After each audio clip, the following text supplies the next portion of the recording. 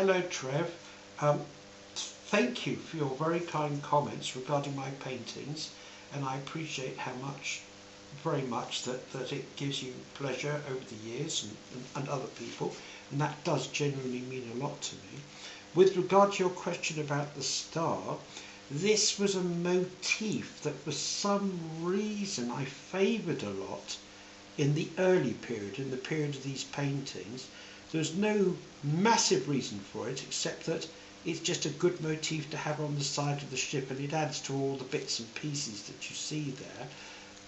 I suppose in some cases maybe the star is there to denote that they had the same provenance, the ships, and really there's not more than that. It's a lot of the imagery on the sides is sort of spontaneous, you know. It's the design of the ship is paramount, and then when you're filling in the images, all these bits carry on.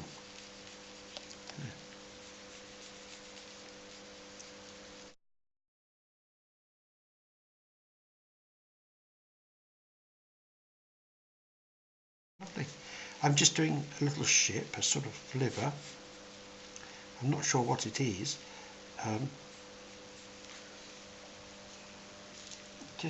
These things just seem to sort of happen.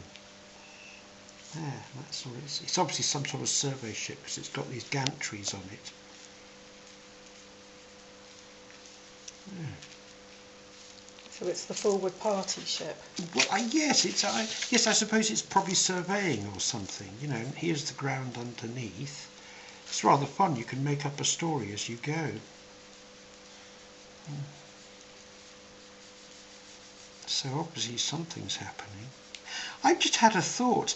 As a kid, I absolutely adored on the early black and white television westerns, and maybe this is, and then with the rocks in Guernsey and things like this, I think this must have struck a chord or something. I think that must be what it is, you know. You know, there's everyone's influences are really quite important. Now I think probably this is a cloud base, and here's the top of a mountain sticking through, and that would obviously just be based on my thinking about yesterday, my flight yesterday, because we flew just above the clouds. It would have been quite sort of shocking to see a big bit of mountain sticking up.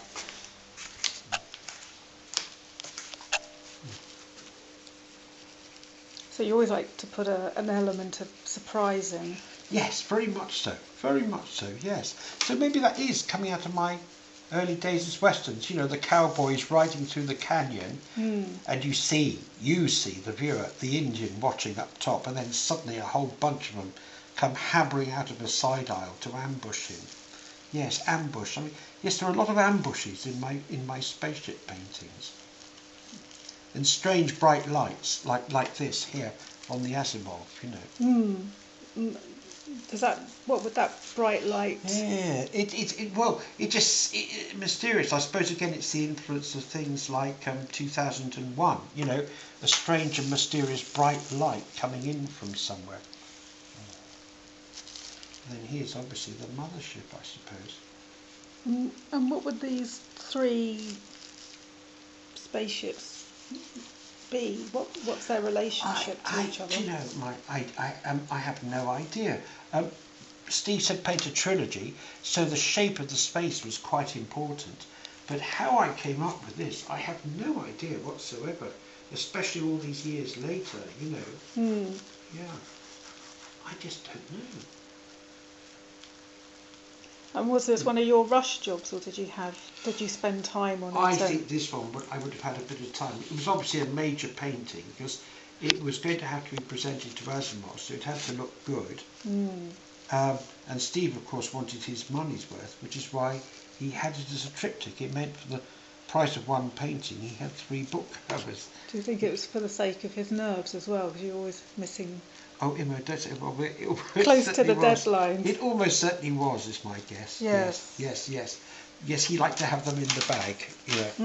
There, do you think that would be maybe another little one over here somewhere?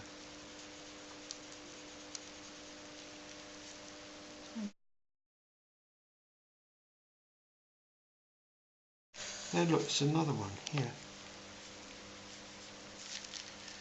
There. There. Do you think that would do the trick? It's, these are clouds here, so...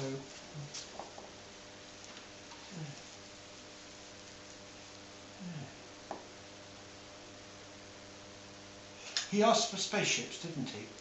Just do a few more in the distance.